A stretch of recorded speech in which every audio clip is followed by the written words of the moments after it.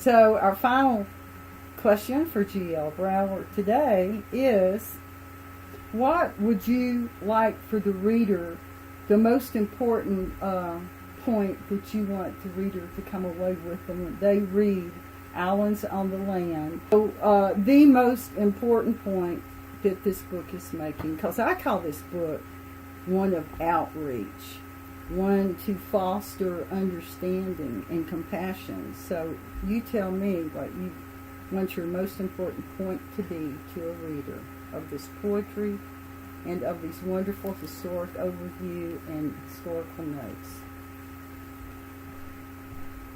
To a great extent, this book is about my experiences working with poorly paid, poorly treated Mexican migrant workers in Southern Oregon in the late 1970s and early 80s. But their treatment had gone on, the Mexican workers and also workers from Central America, for many decades.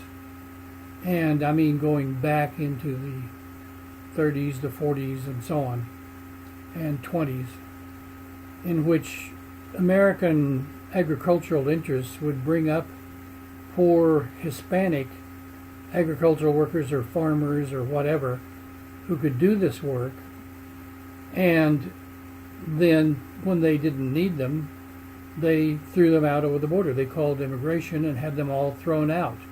This was done just before or between the world wars. Of course, during the World War, so many American men and some women were in the military, and they had to be replaced somehow, and they would bring up Mexican workers at the time. So this was a situation in which they would bring them up when they needed them and throw them out when they didn't. And that wasn't good. But in addition to that, and coming on in up to this current day, there are thousands, and well, I mentioned, I think, that there were between 1 and 2 million workers, Hispanic workers, that come up from the South to pick the crops that can't be done by machine. Some of them are picked by machine and so on, but now it's also expanded to where Mexican workers are doing all the work in the Wisconsin dairy farms, or most of it, and in other areas. They're doing the work of a society which has become very rich, and the people who used to do this low class, as it would be considered, I guess, work,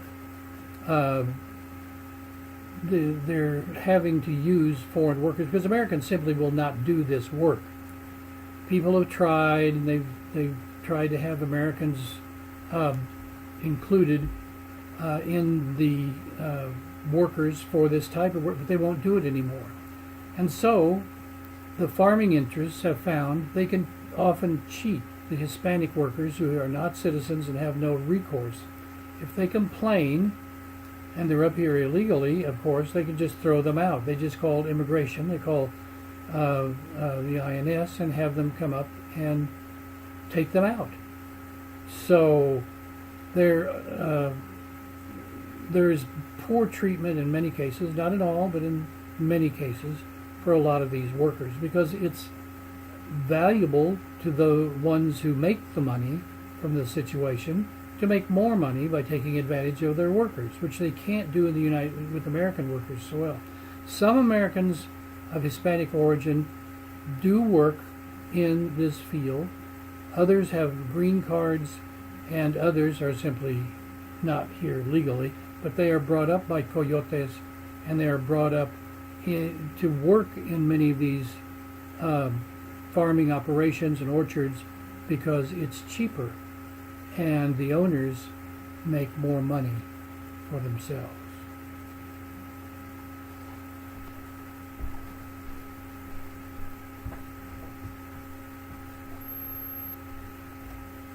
Thanks for watching this playlist with G.L. Brower. Thanks for watching this playlist with G.L. Brower.